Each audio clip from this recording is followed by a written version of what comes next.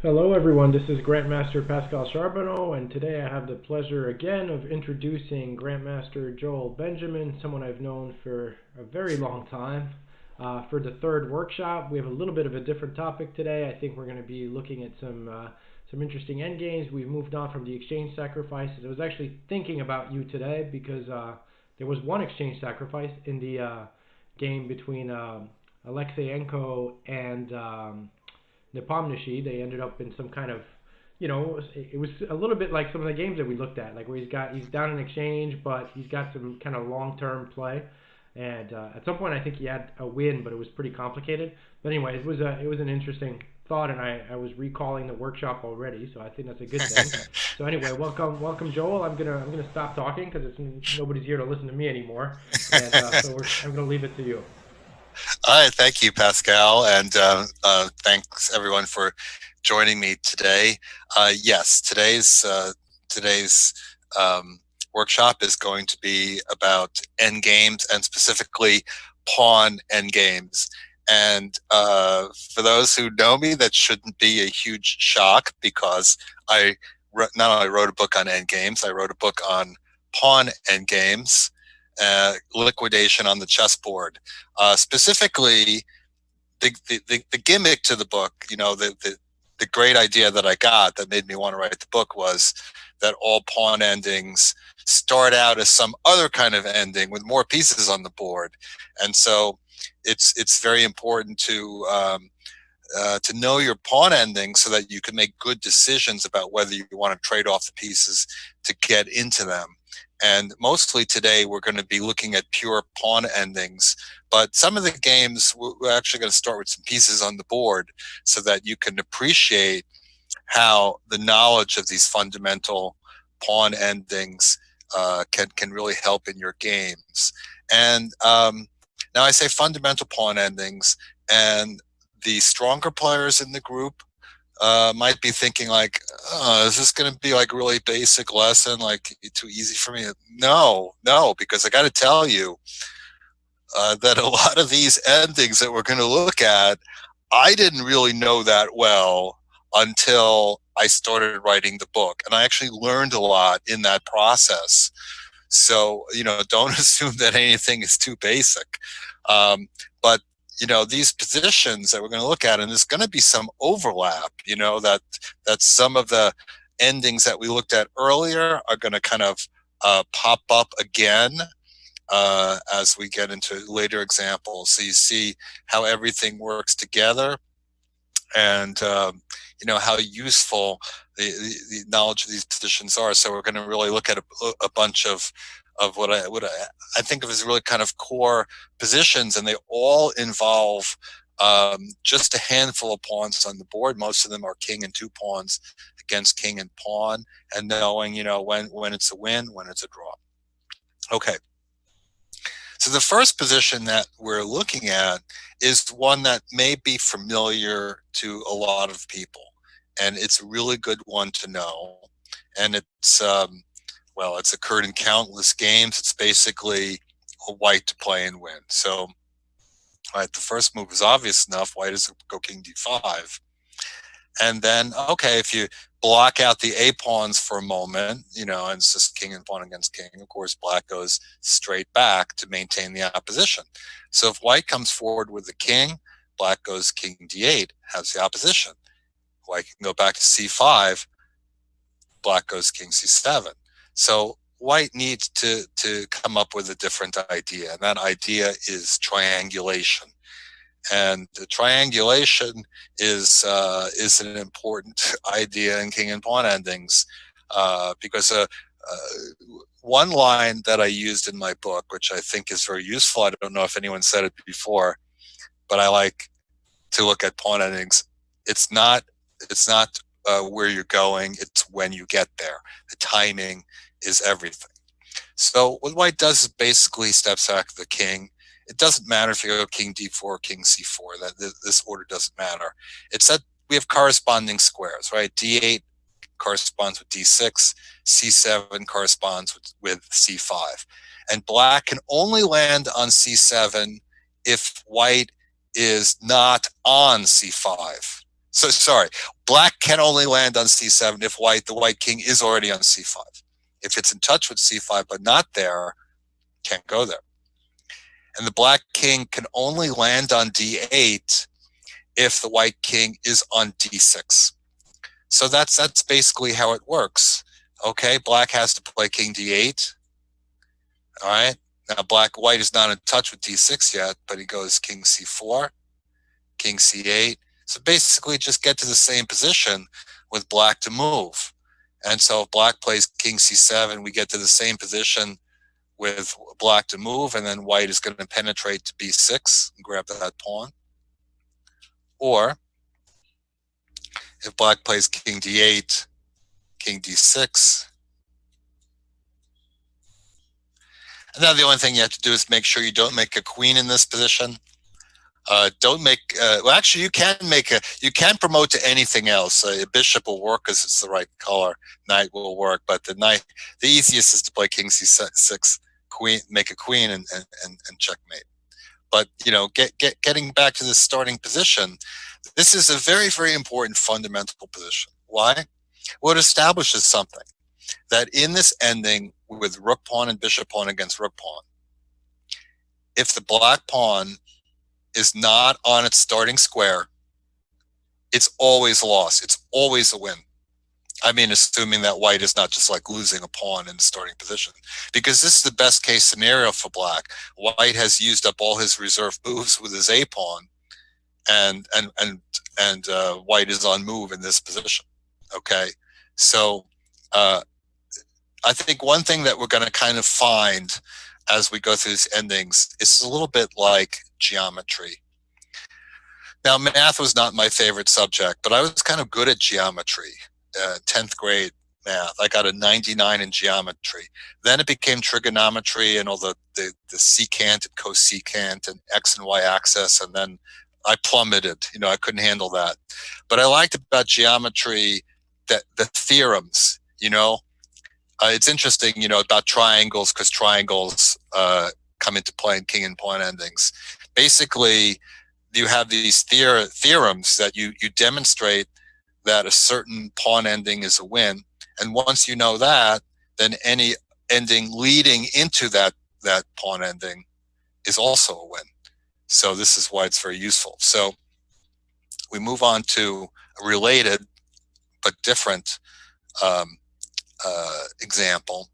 And this was an interesting experience. Okay, this is a game I played against Hikaru Nakamura, and the year doesn't carry over here, but it was probably something like 2006. So you know, Hikaru was a teenager at the time. He was already very, very strong. He was already stronger than me, but you know, I was the experienced player, and like I'm supposed to know the end games better, right? It was a typical game between Hikaru and me. I had a good position, and he cheapoed me, and he got the best of me. I had a lot of good positions go by the wayside against Hikaru. But you know what's really cool about this game is we got to this position. I'm black. I'm 2 pawns down. Queen ending. Okay, I'm lost, but like Fabiano, I never give up. And so it's he's on move in this position. And he played queen f4 check. So he gives up his pride and joy, the outside past g pawn. And you know, at this point I realized, like, well, you know, I've never really studied this ending, you know. I'm a grandmaster, I should really know this stuff, right? And so I'm trying to think, like, well, I mean, he played queen f4 pretty quickly, like he's very confident. And I'm trying to think, like, well, I know something about this ending. I know that if my pawn's on a7, that's really good that it hasn't moved. But the other part about the ending that Hikaru knew is that because his pawn, his a pawn, is on the original square, it's a win. Okay, so if the stronger side rook pawn is on its original square, it's always a win. And the game bore that out. It's very simple. He just advances his c pawn. He doesn't touch the a pawn.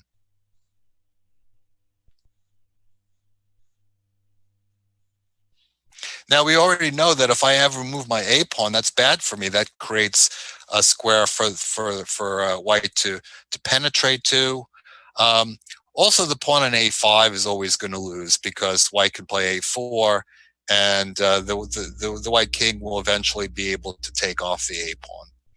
Yeah, I can push the black king back and then come and take the pawn. So, all right. So in this game, all I can do is just keep moving my king, and then this is what I call in my book the fake stalemate.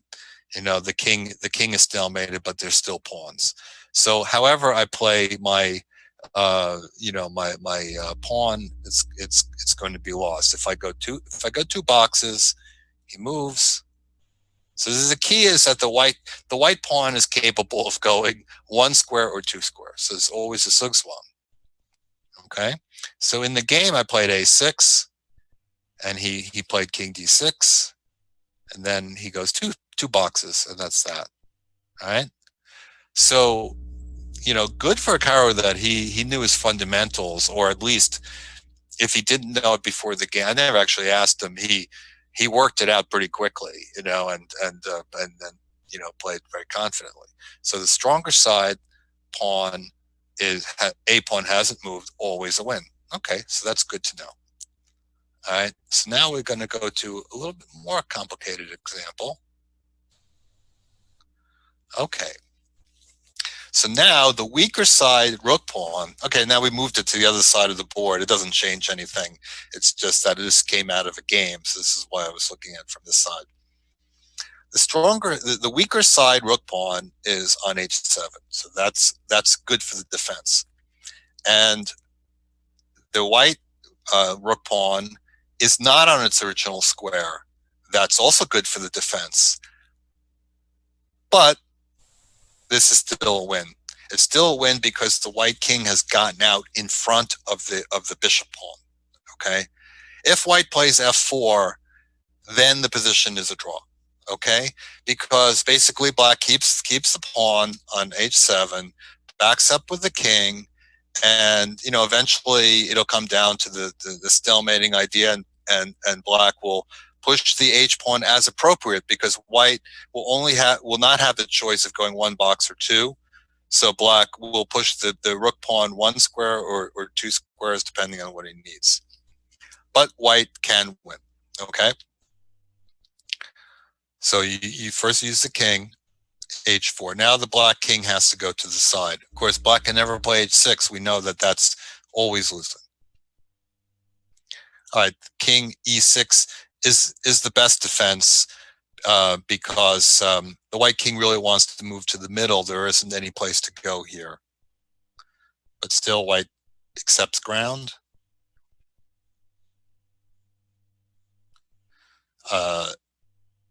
You can also play king f5 first. It doesn't matter necessarily the move order. But again, another key moment, because if you play f5, and I can tell you that, you know, as someone who's been involved in a lot of scholastic chess, how crazy it drives me when I watch the kids and they just want to push their pawn. They don't really think that it could ever be bad to push the pawn. You know, I want to queen it. I want to get closer to queen. But f5 is a draw. All right. But the win is available with king d6.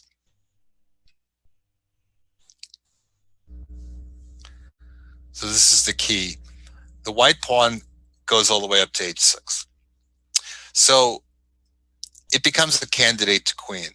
You know, like if the black king comes up after the pawn, that pawn queen. So for instance, if king f5, king e7, and now you could play, you don't actually need this move, but you can keep the black king out a little bit, and then you go and get the pawn. All right. So let's say black gives ground, and then you have that position, so the king is going to have to go one way or the other.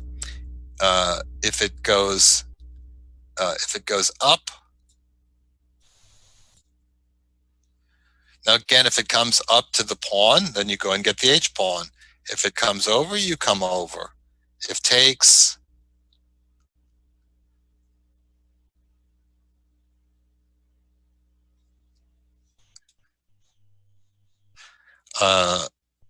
Actually, in this position, no, you play king f8 takes, and now the king, you have to come back with the king. King.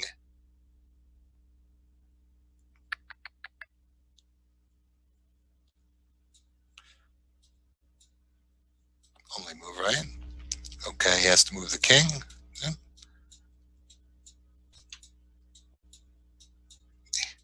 He's not fast enough. Okay.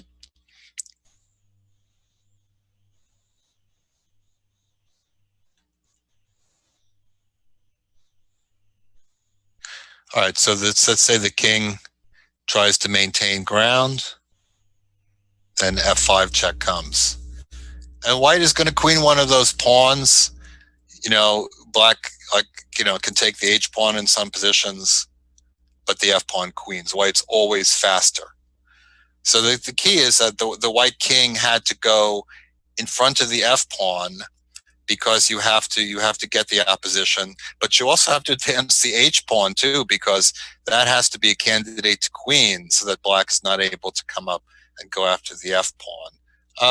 It's not really that complicated when you think about the process, but it is very useful to know. Like, you go back to the beginning, and like math, there are rules. Like, we established the rule that if the defender's rook pawn is not on the original square, always lost. If the attacker's rook pawn on the original square, always win. But even if those factors aren't in play, if the king is out in front of the bishop pawn, then it's still a win.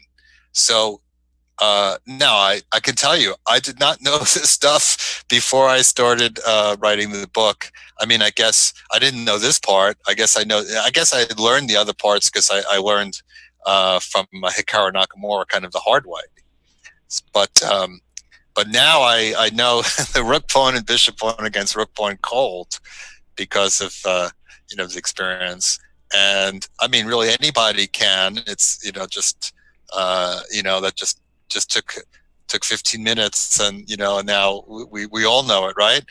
And you'd be surprised how often this comes up. Very often I will be giving lectures on completely unrelated pawn endings, and then this kind of thing comes up.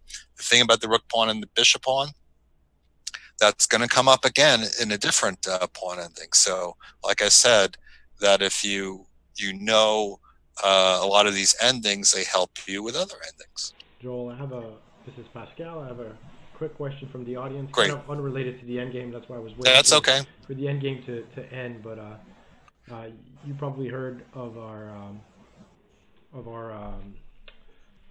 what happened with Gata Kemsky when he got flagged on our site a little while ago. Someone, I guess, looked up your games and says that you beat the famous legend Gata Kemsky in 1991. And yes. Did you flag him, or did you beat him? How did you beat him? Did I flag him? I mean, it wasn't the Blitz game. No, yeah, so, I figured as much. Yeah. Well, Kamsky, it's interesting, because Nakamura came up before, and my experience playing Nakamura is I got a lot of really good positions. I had a position against Nakamura. It was, it was in a rapid game, but I think it was a little complicated, but I probably had like mate and 5. I mean, it was completely winning. And then somehow I messed it up. And then somehow I ended up losing king, bishop, and knight against knight, something like that you're not really never supposed to lose, but somehow my knight got trapped away. And like just before I lost the knight, I asked the arbiter, like 50 move rule, and he said like, you're on 44 or something like that. But Kamsky had a little bit similar experience. I got a lot of good positions against Kamsky. I had probably a winning position against him in a World Open. And in that U.S. Championship where I beat him, I also had a completely winning position in the penultimate round, as proven by the computers many years later. But it was lost on a lot of the commentators at the time. But the game that I did win I think it was game 2 of the match. We played in the final match in the U.S. Championship that year, and I beat him with black in that London system. He loved to play that London system, and he played it against me in St. Louis, like many, many years later, like in his second life, when he came back to chess. And he said the game, he had forgotten about the first game. We realized that, that the London system didn't work out well against me. But in this game against Kamsky 91, you have to understand atmosphere was very tense because his father Rustam was running around driving everybody crazy, basically accusing every person I ever talked to of helping me cheat. Like after a while, none of my friends even wanted to talk to me because they were afraid Rustam was going to attack them. So that was the atmosphere we were playing under. Things got very tense, even though, God himself never really did anything wrong.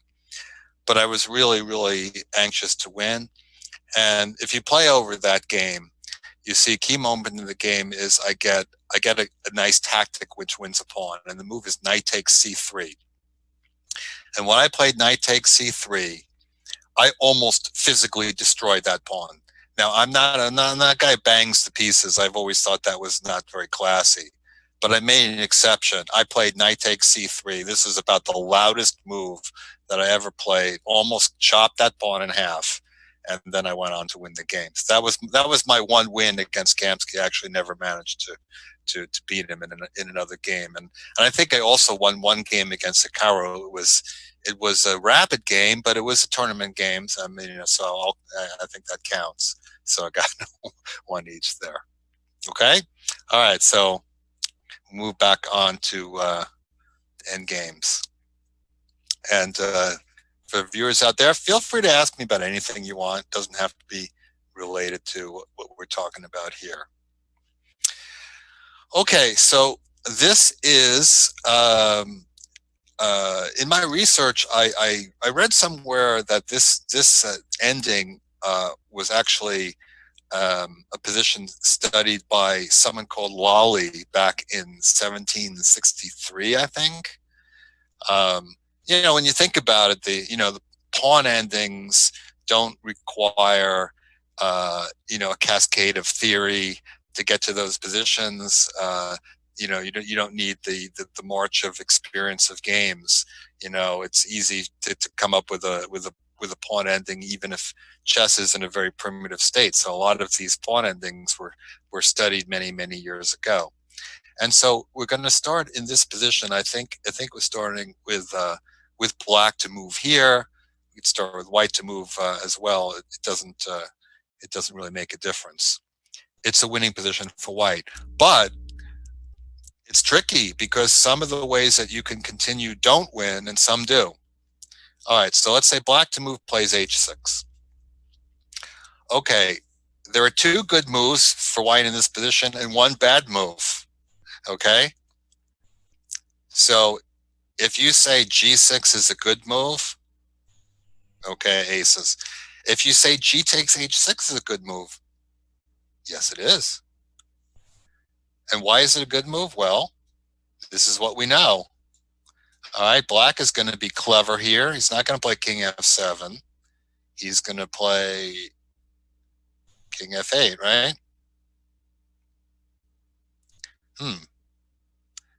That 25 minutes ago, that move might have bothered us, right? But not anymore, because now we know about the triangulation. And even though it's sort of, complicated, but if you know it, it's not complicated. Like I said, you've proved the theorem already. So g takes h6 is a simple win, right? Okay. It's not the only way. Also, g6 works as well. Okay. Now we consider the position, because we just played g6. It's black to move, but it actually doesn't really matter. But okay, black to move is a problem. if he plays king d7, all right, not wanting to give ground with the king, then f7. Unfortunately for black, it's a girl. He can't stop queening. If the king goes e8, you take on g7, you can't stop it. If takes, king takes, and the pawn queens. So the king can't stray to the d file. So let's say the king goes back to f8. Now I like king d6, although I have to admit that king e6, the computer actually likes king e6 better because it thinks it mates faster, okay? Because after king e8, the bright move is king d6. Because again, black can't stray to the d file because of f6. However, do not play f6. Do not play f6 because of king f8. And now you can't win. I mean, f7 is stalemate, right? But you think like, well, surely I can win this. No, you can't win this position. All right. This is kind of an exception to the rule. All right. Basically, any position where you have, pawn on the sixth, protected pass pawn on the sixth, defended by pawn on the fifth, it's normally winning. But here's an important thing to remember about pawn endings.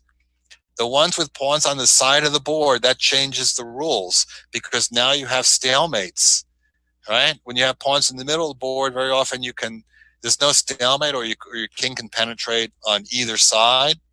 This is a draw, okay? So that premature f6, that messes things up.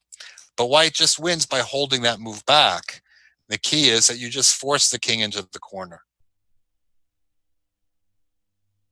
And once the king is in the corner, then you break. Right? And then, well, then you queen and you mate, right? Okay, so let me back up to h6. So, all right, so we know g takes h. We know how g takes h6 wins. We know how g6 wins. What about f6 check? Well, we think that wins, right? Because if takes, we know that this position, with the triangulation, we know how to win that. But black goes king f8. This is a problem because now black is threatening to trade off all the pawns. So basically, you have to either take or play g6. And we've already seen that you can't win. Well, why can't you win? Let's flesh it out. Well, the problem is that if there were an I file, white would win, but Apple has not invented the I file yet. That's my go-to pawn ending joke. Hope you enjoyed it. Okay, so f6 bad. All right, so we go back to this starting position. Let's say black plays king f7. Okay, white to move could win with g6, right? We wouldn't want to play f6 if the black h pawn is still on h7, right? But g6 would be winning. Okay, so now we go g6. Takes. Whether there are h pawns on the board or not really doesn't change anything. It's a win in any case. But now it's a tricky situation because now we have another opportunity to go wrong, right? You say like, I got this. I know my tricky tricks. I'm going to play f6 check, right? And when black takes king f5. Now, this is one of my favorite pawn ending tricks. This is a win, right? Black goes king f8, takes, king g8, g7, and king f7 and queens. You say, but wait a second. You say, I'm clever. I'm going to play king e8. And that way king f6, king f8 have the opposition. King e6. By the way, this is another trick. One thing that I did in liquidation, I had what I think was a really good idea, because then I saw all these positions pop up. I said, okay, let me make a section at the back I call thematic positions. So it's like all these positions that I'm showing you, they're all detailed, okay? And I show the positions and I say, okay, refer back in the book to these various games where you see this theme, so that when people get to that section, they say, okay, these are themes that, I have to learn. So when I finish with the book, I better know this stuff, I better have come out with this knowledge, or I didn't read the book very well.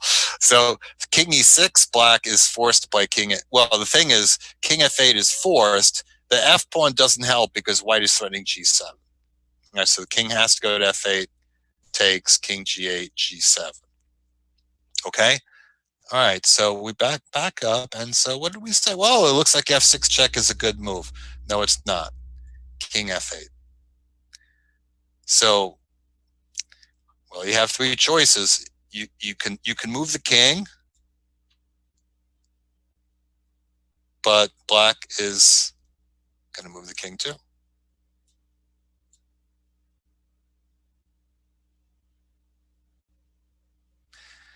And the bottom line is black takes the pawn. Black wants to take the pawn while the king is on G8, right? Because when you take back, king goes to F8. Now, if you go F7, king F8, if you put Stockfish on, Stockfish might tell you that white is winning. I don't know. Sometimes engines run scores with knowledge of table bases. Sometimes they don't. But whenever you see a number from the engine, and it's like every single move gives exactly the same number, then like sometimes you see the engine say that the position is 3.10 for white, and then you look at the variation and it's like king e5, king d4, just moving all around, and it's like you say, okay, well, it just doesn't understand this is a fortress, right? You can't eventually avoid stalemate. So the move that move f6 check is tragic. Okay, it gives away the win. So how do we get it then? It looks like black has the opposition. Well, yes and no. But the problem for black is that he can't maintain the opposition because the presence of the extra white pawn means that black doesn't have necessary corresponding squares. Okay, so we just go back. Okay, if king f6, king f4, king e7, king e5, we come back. Okay, so he goes to the side, we come. Right?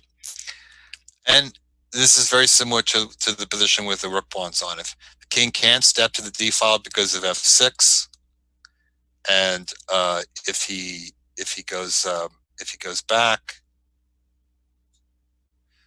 okay, let's do it the engine way. I think this is less intuitive to put the king on d6, but it works just as well because now you're going to penetrate with the king again because king d8 allows f6 and the pawn queens.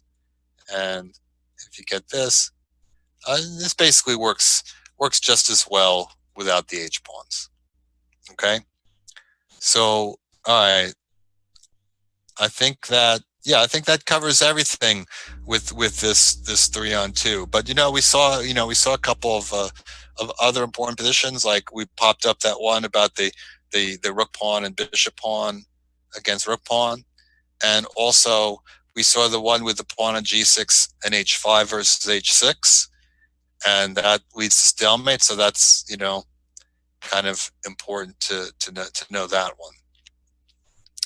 All right, so we're going to move on. And okay, now we get to see a game again, a position that comes out of a game. And so sort of the main fundamental position is the one established at the end. But along the way, we learn a lot of other important endgame pawn ending themes. So this just short stretch of game is really chock full of good stuff. So, all right, so this is a game between Shirov and Akobian. These guys were very young at the time that the game was played, but of course they both became very strong grandmasters. You all know Shirov, but Akobian if memory serves me correctly, I think that he came within one match becoming world champion. That was when he lost to Khalifman, and Khalifman became world champion. That's, I don't. I said before that I'm writing a book about world champions, but I don't consider the winners of those FIDE World Cup tournaments to be the world champion. Back back before they were called the World Cup, they were called the World Championship, and the winner was called the world champion. All right, so in this position, you say, oh, okay, well, I got to play knight f2, stop the pawn, but then after king d4, white is not going to win. He's going to run out of pawns. But Shirov said, okay, better move king g2, all right? And then, okay, black takes the knight, and c5. Okay, so black has a couple of choices here. Let's say he takes. Okay, now first variation, king d5. Now we get to another thematic position. This is at the back of my book, a6. It's a very cool motif to know, all right? That black does not have the c6 square to run back to, so he has to lose a little time, and then b6, white makes a queen. All right, so at this point, you can't stop the pawn. So let's say you come forward with your own, and this is again another thematic trick where you change the file that your pawn is coming down, and then you get to queen with check. Now, this is not quite as trivial as it looks, because as the b pawn advances, it kind of gets in the way of the white checks, and also the h pawn, by its existence, is going to cost white, supported by king, draws against the queen if the opposing king is far away. But if there's extra pawns on the board, usually it loses because the stalemate possibility disappears. All right, so now the king is getting ready to go on the correct side. So takes b5. So you don't want to take that because you want to keep stalemate away. But now you can take it because you have this cool win. Nice finish, right? So I mean, this is like like three endings in one. You get that queen against pawn on the 7th rank and stuff, and you also got that let's just go back to the beginning, I guess. Oops, I didn't want to go. I did not want to go back that far. That's okay. All right. All right. So Kopian played king d5. Shura played c6. Now, if you guys had this position in a game before you watched my workshop, you might be puzzling out, is this a win? Okay, well, yes it is. Yes it is. This formation with pawn, bishop pawn, protected past bishop pawn supported by knight pawn against knight pawn is always a win. All right, so white takes the pawn. In the actual game, I think you got about here, and black gave up. Okay, but we're gonna continue what could have been, right? King f5. All right, there are two possibilities. Black can play a6, or black can just move the king. All right, let's start by moving the king. So basically, black is playing to keep this opposition. But the problem is the stalemate here is a fake stalemate, because black still has an a pawn, and when black pushes it, okay, you could take on b6, but the fastest way is this, right? And you mate. Okay. So let's say, all right, so that's if black plays king c7. If black plays a6, this one is trickier, but again, once you know it, it's very simple.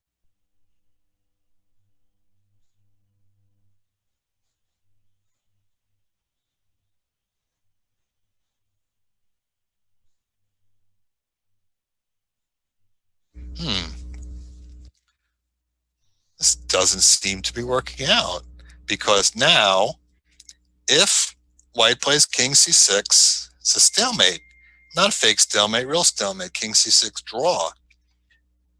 But I did already tell you that white wins, right? Okay. So did I lie to you? Or can white still win? Well, if you don't play king c6, you have to give up the c pawn. But it doesn't matter. Now, a lot of you are saying, oh, yeah, I know this position. That's the one with the pawn on the 5th rank versus the pawn on, okay, say the 3rd rank, from his point of view, the 3rd rank. If you get the opposition, you win. And it really is kind of one of the more amazing positions in chess, because it's one where black loses because he has his pawn, right?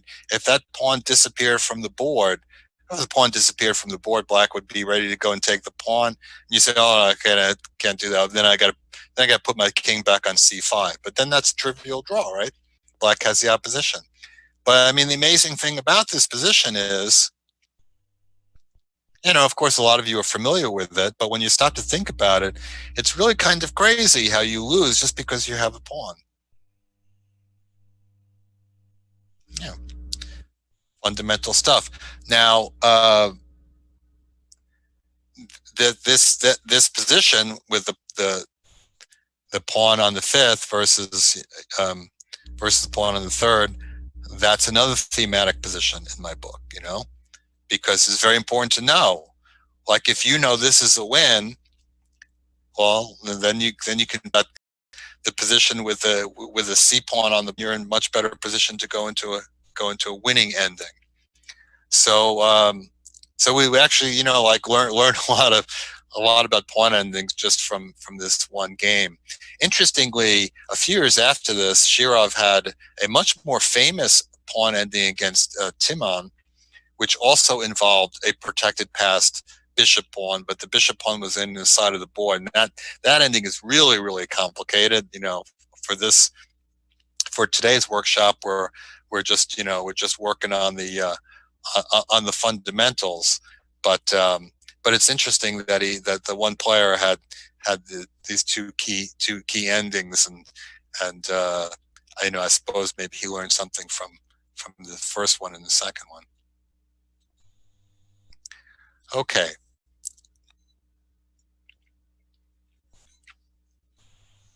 This here is as you can imagine, it's a pretty important ending, because it's very easy to get an ending with 2 pawns against 1 pawn.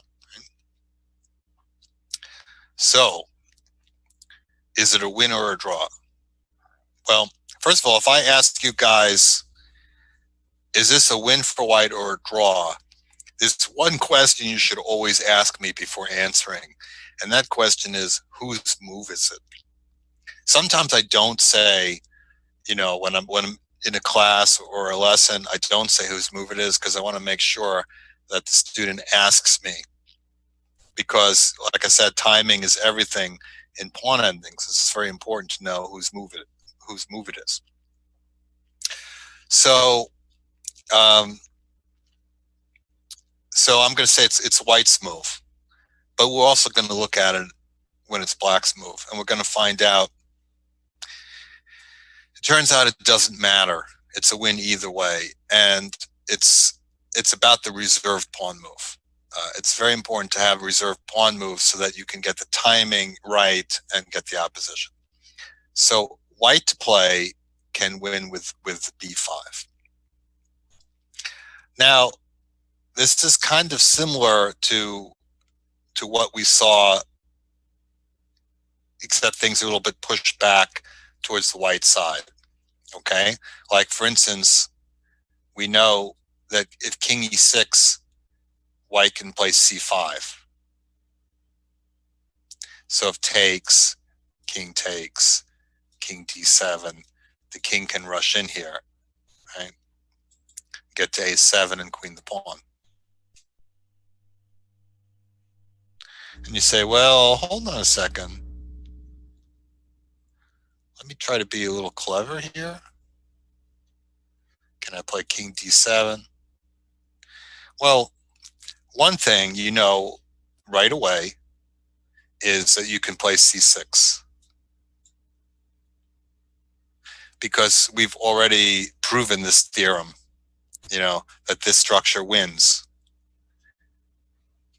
It doesn't matter the timing, the white king will always in. You always get the opposition because the king doesn't have the d7 square. So black can never maintain opposition. We know this position is winning.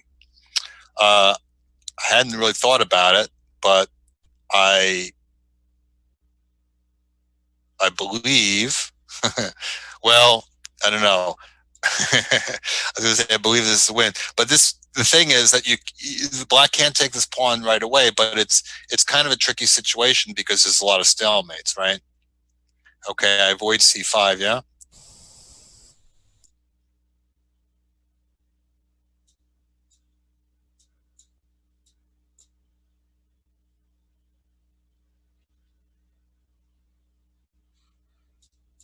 Looks like the pawn is too far advanced. Yeah, normally when you have two pawns, you double pawns, you could just advance the front pawn and then you have the reserve tempo. But in this case, the back pawn is too far. So don't take the pawn.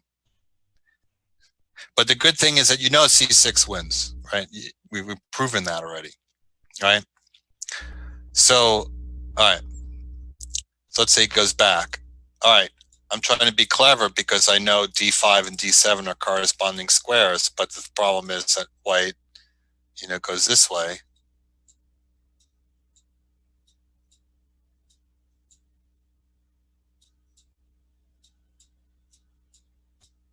What's great about this position is that you can say like, ha ha ha, I know something about this. White doesn't even need the c pawn now to win. Even without the c pawn, it's a win. We've already proved that, right? Yeah, so we know.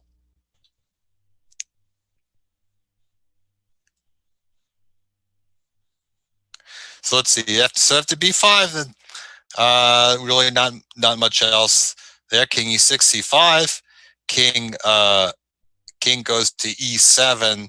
Then you can play c5 or king e5. If king goes to d7, of course, king d5 now. That's corresponding squares.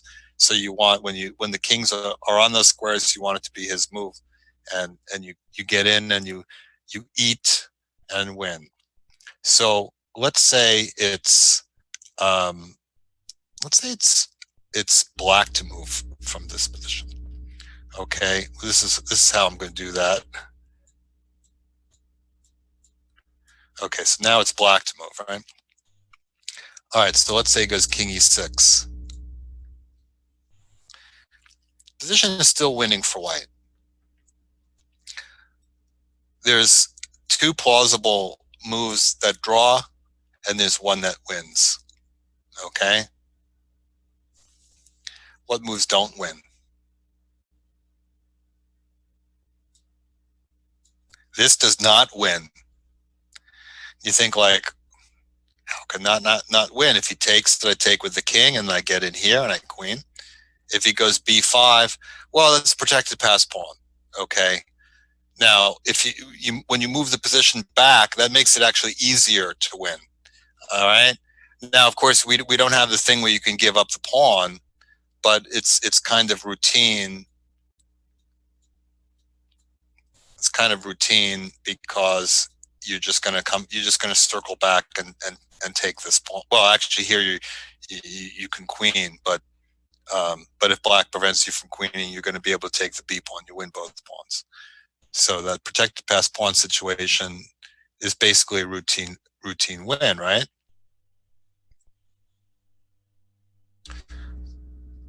But king d7. Now we saw this position with the white pawn on b5, and in that case, white could play c6. All right. In this case, there's no way to win. If you take king c6, black gets opposition. If you play b5, takes, black gets opposition. You play king d5, black takes. Yeah. White says, "Oh, you can go. I'll be nice. I'll let you go again." No, black says, "No, your move." Has the opposition. So c5, that's a trick. c5, king d7. You know, I mean, it's maybe not intuitive. You think, oh, he has to make a decision with the pawn. A lot of you could be tricked like that if you don't already know it, right? So, all right, c5, bad move. Another bad move is b5. And you say, well, wait a second, wasn't b5 just the winning move? But the thing is that now white is on move in this position, and white cannot, does not have reserve tempo move. Now, to illustrate, why these things matter, there was a recent game in the Aeroflot, last round of the Aeroflot Open. Yilmaz was on the inferior side of an ending, and his opponent was trying to win to tie for first, and they could have gotten to this ending.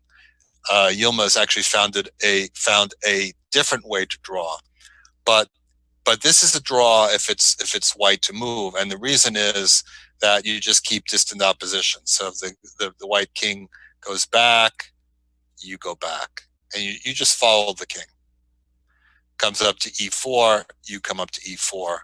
You always have time to get back to the pawn if he makes a break for it.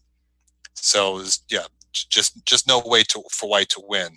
So you think like, oh well, I'll just trick him and get the opposition. Now the only thing is that black has to be smart.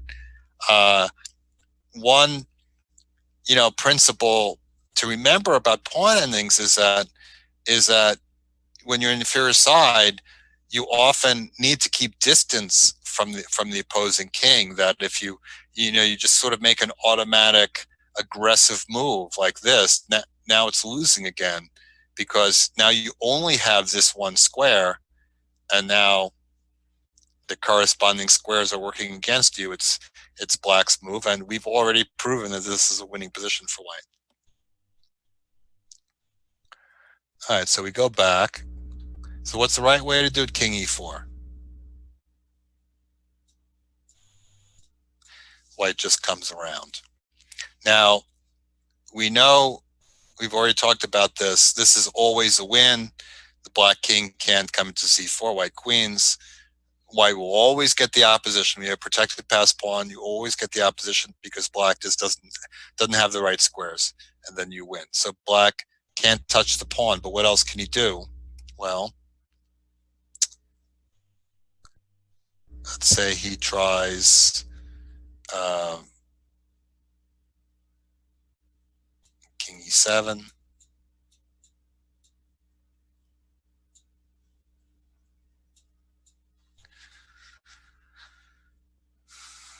Okay, so king e6, king c6.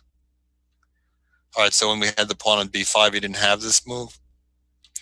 It doesn't help. Now, of course, white can play king e7 and wait for the king to retreat, and then play b7, b5.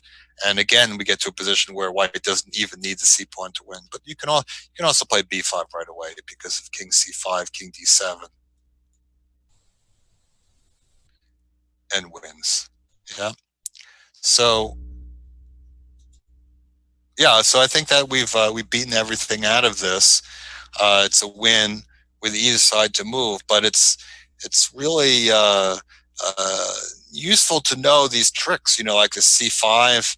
The c5 is the trap in this ending, just like f6 was the trap in that ending that we looked at earlier. Right?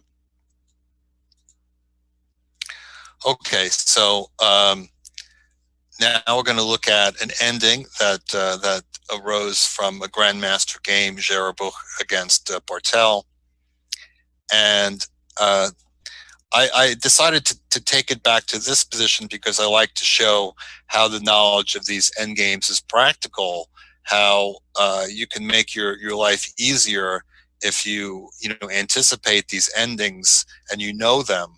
then it's it's a snap. So white to move here, and Jerebuch plays rook h7.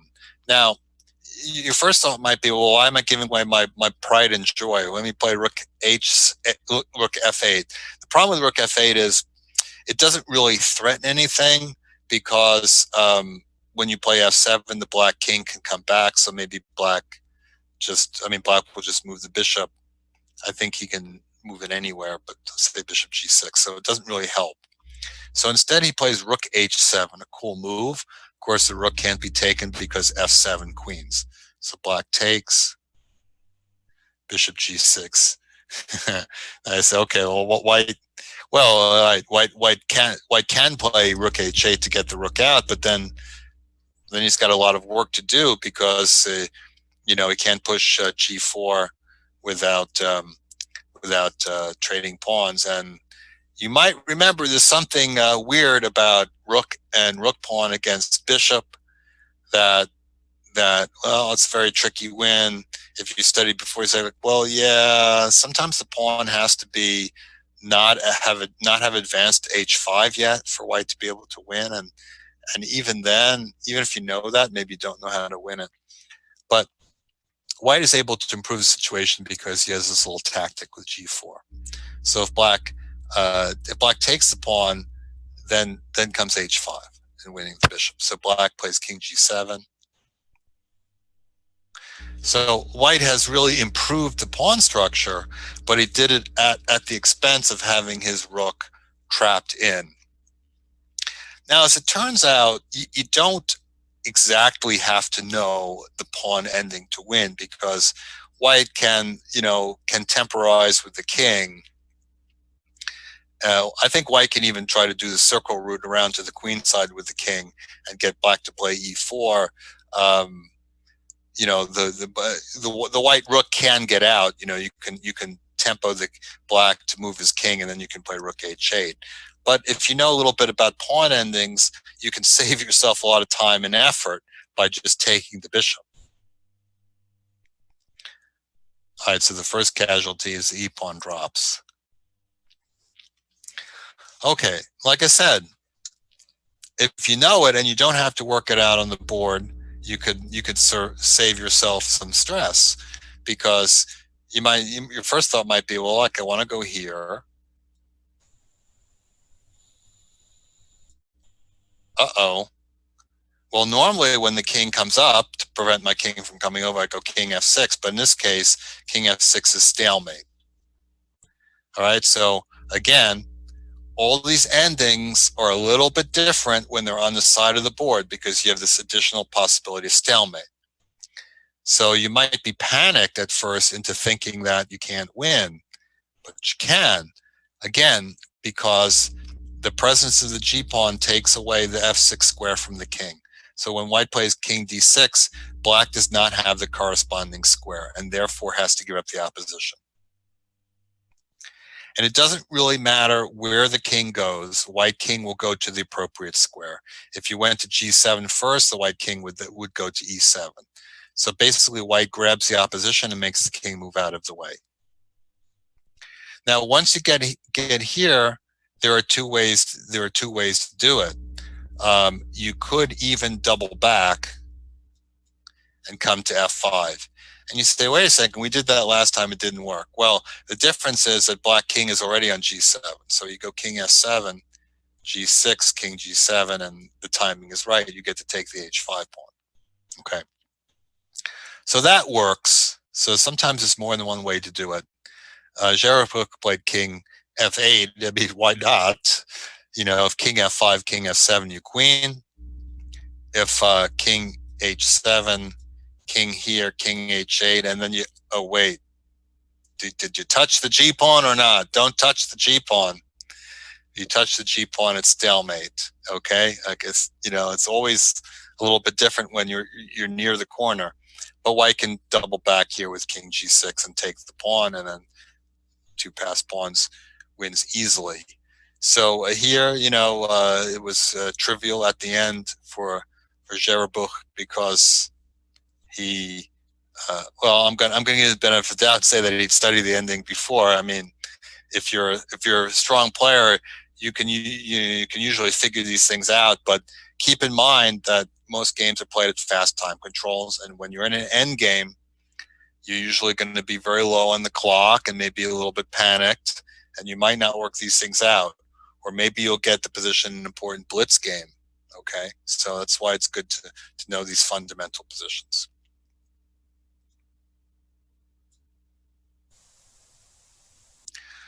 Okay, so the last game I want to show you involves uh, a humorous anecdote, which I like to tell, even though it makes me look a bit foolish because it's fun and it's instructive for everybody.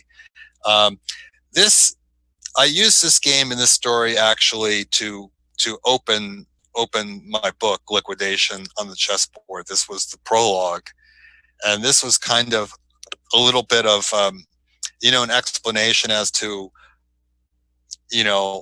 why I wanted to write the book. Like why pawn endings started to fascinate me. So this is a game I played against the great Victor Korchnoi.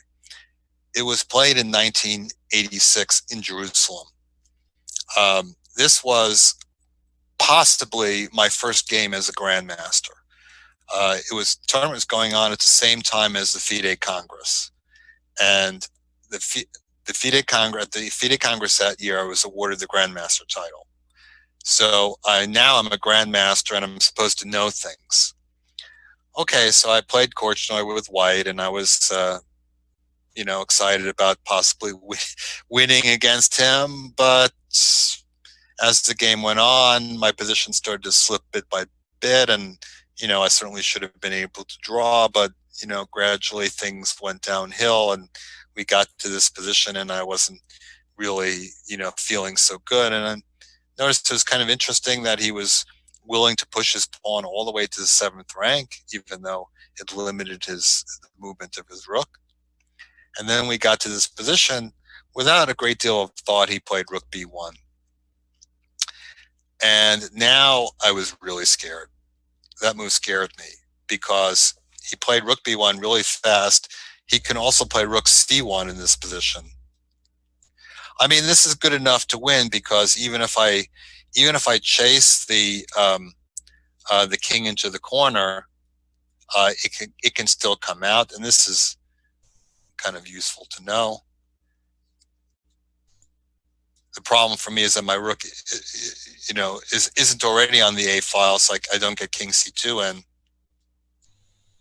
and he has enough room to come out.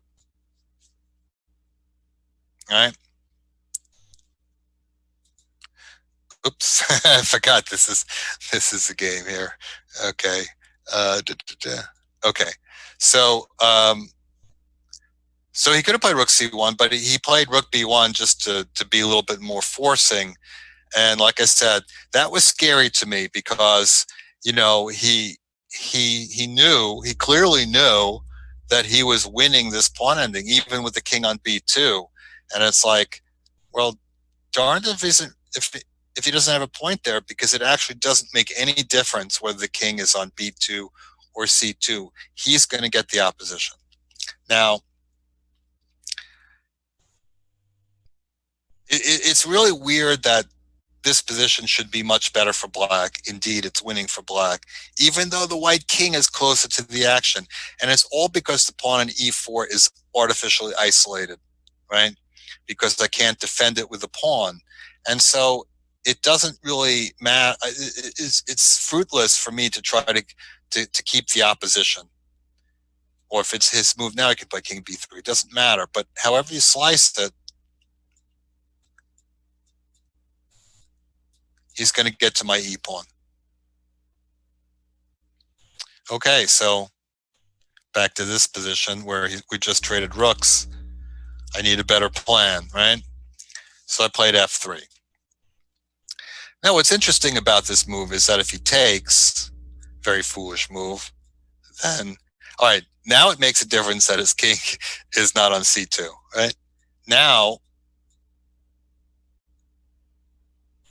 white actually wins because I'm going to play king f5, and then I can also play. I can play g4 before I take the pawn, at g5, and I win. So yeah, I win.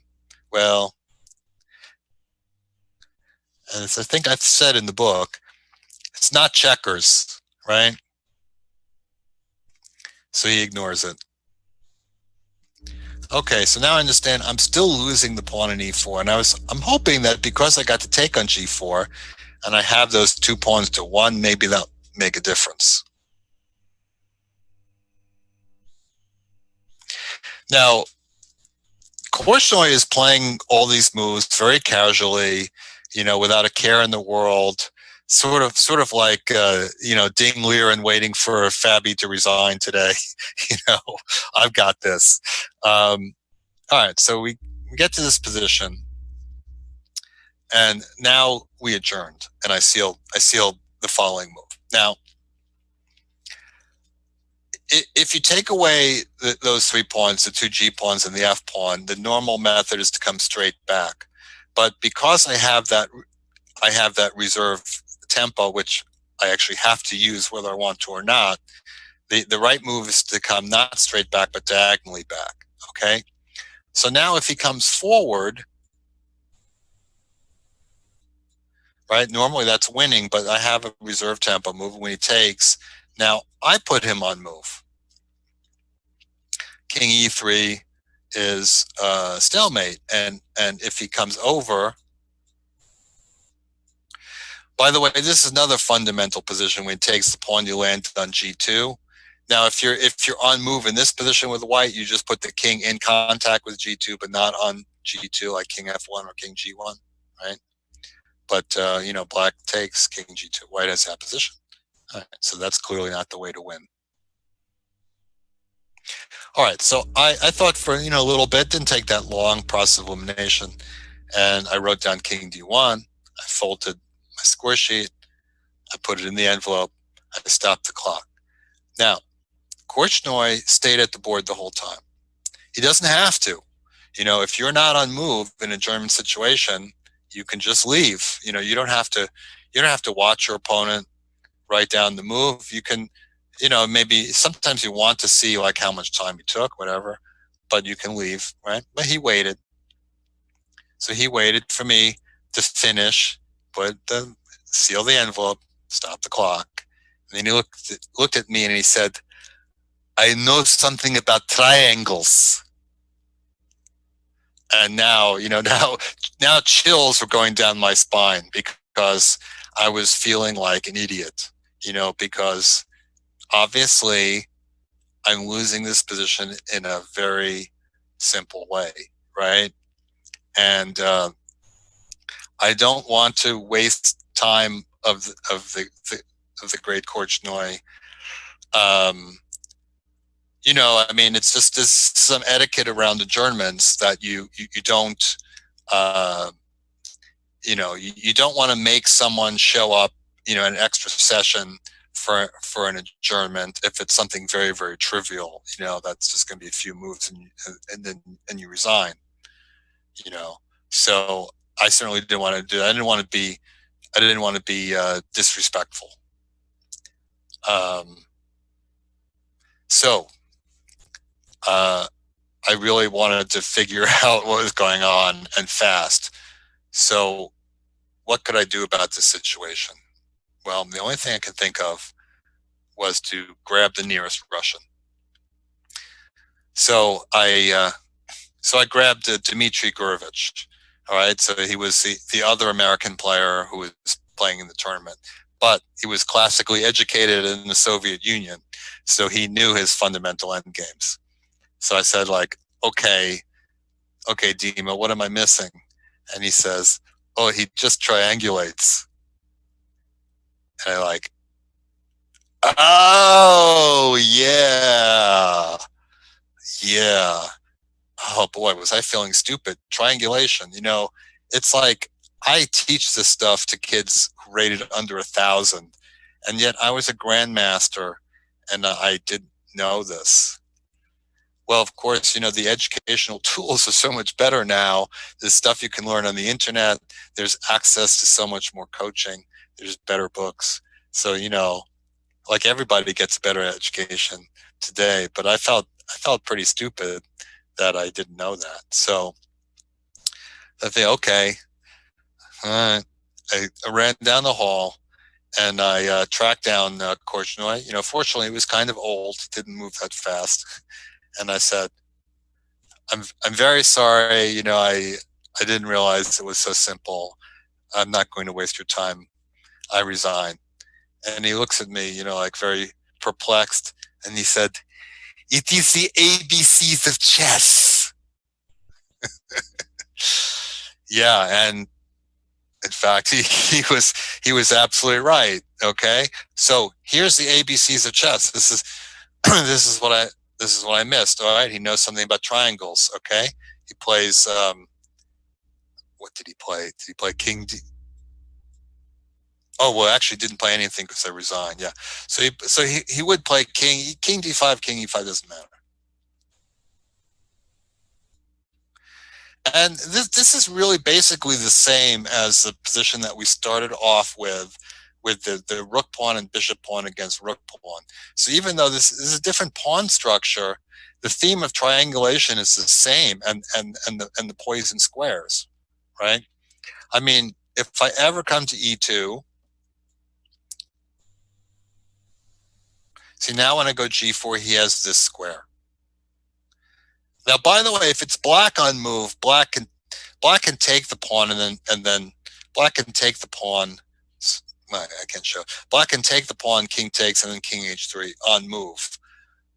If you push everything over file and black has a rook pawn, then you can win by playing king e4, and when the king goes back, you can play king f3. So that's a basic theme that works in a lot of endings. Okay, so I have to avoid coming to e2 when he's not on e4. So king d1, but now he comes back king d4, same position, except it's my move. Well, okay, so if I go king e1, the fake stalemate. But the fake stalemate is very effective here because when I play g5, takes g4, he releases the stalemate, and then he makes the queen. ABCs of chess indeed. So today's workshop was, basically about ABCs of pawn endings. But, as we've all learned, these ABCs aren't actually all that simple. I mean, they're basic in a certain kind of way, but they're not always that obvious. They need to be learned and worked out. But once you learn them, then you can play more complex endings with more material on the board better, because you know what to go into and what not to go into, and you can go into them with confidence, knowing that you don't have to work them out. You already know the answers. So as one can see that, the process for me, to learn this stuff, it did take some time. And in the past, I haven't always, felt that proud of my end game abilities. But I know one thing: I'm pretty good at pawn endings now because I've studied them so much, and practice can make perfect. So anyway, thanks everyone for joining me today for today's workshop. I hope everybody learned a lot today, and I hope you guys will be back tomorrow. Thanks a lot, Joel. I'm not going to say how many of these I knew versus didn't know. So. It's okay, but that's the thing, is that even for the strong players out there, I think that for a lot of masters who watch today's show, there's a good possibility that they learned more than they expected to learn from this position. I'll agree with that. Well, thanks, Joel. We'll see you tomorrow. Thanks for joining us. Okay, thanks everyone.